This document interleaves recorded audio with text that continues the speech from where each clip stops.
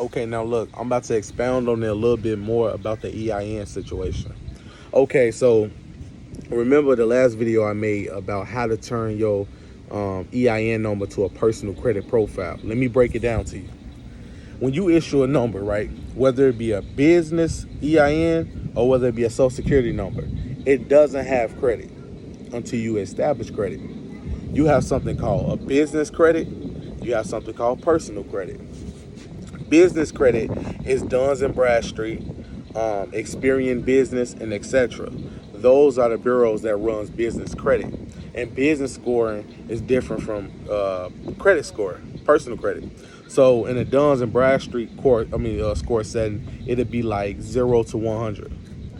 When you're dealing with personal credit score, it'd be 350 to 850. That would be dealing with Equifax, Experian, and TransUnion. Now, I utilize an EIN number, right? And I use this as a personal credit profile. What I did was when I applied directly for a personal EIN, I established a personal credit line for it. So I was able to get an apartment. I was able to get two $70,000 loans from Navy Federal. I was able to get $34,000 rental loan, and I was able to get a bond that was on my apartment or something like that, right? Now, this is what people gotta understand. When you utilizing the EIN for personal credit, that is your business because you operating really as an entity.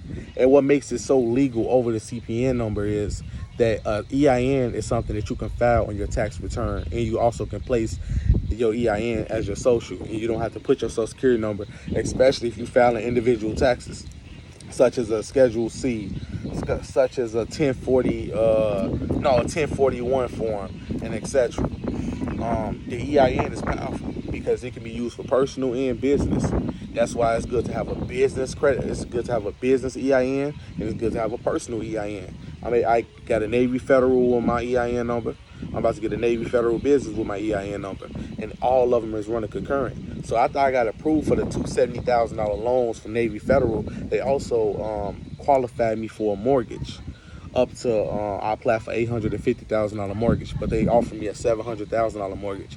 It's cool, but it's still like, you know, I'm getting somewhere with my EIN personal credit score. Because on my personal EIN credit score, I got a 723 on Equifax, and I got a 723 on TransUnion. I lost 3 points when I applied for the loan from Navy Federal. So y'all got to start tapping into this stuff. And yeah, I do charge $150 to teach people how to turn their EIN to a personal credit profile, and that's only charge $150 for that, and you can get your whole life started back. No more try to fight and dispute with these credit bureaus. You ain't got to worry about your criminal background, repossessions. Why is y'all going to credit rebuilders? Y'all can get 1,000 EIN numbers and turn it to credit profile, and it's legal. The reason why it's legal because you are using everything under that business name, which is your name. So my name is Taquan Williams. My EIN as a sole prop is set up as Taquan Williams. So anywhere I go apply for a credit, I'm using the EIN number everywhere I go.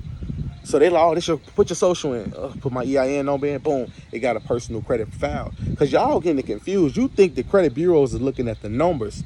They are not looking at the numbers. They are looking at the profile. Because once the profile gets created, it's already set in stone. They say, okay, this payment is good, that payment is good. They don't even look at shit.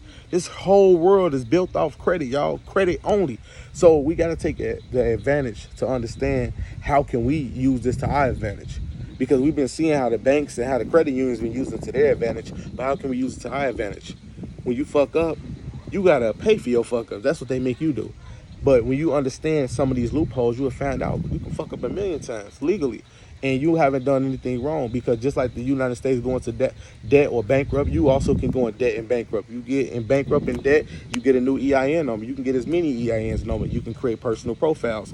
You can get a foreign EIN number. You can create a personal profile. You get an I-10 number. You can create a personal profile. You get a Duns and Bradstreet number. You can create a personal profile. I only advise y'all to create personal profiles out of government numbers, because you can file those government numbers on y'all taxes, and you can use that as a form of y'all social security card instead of fabricating a whole social security card, which is fraud if you using a social security administration fraud to put a CPN number on it. You can't do that, but you can use a tax return as a social security number, and that saves you. And you can also file your own tax returns where they can't say, oh, he did something wrong, because you just creating a Schedule C. That's not illegal.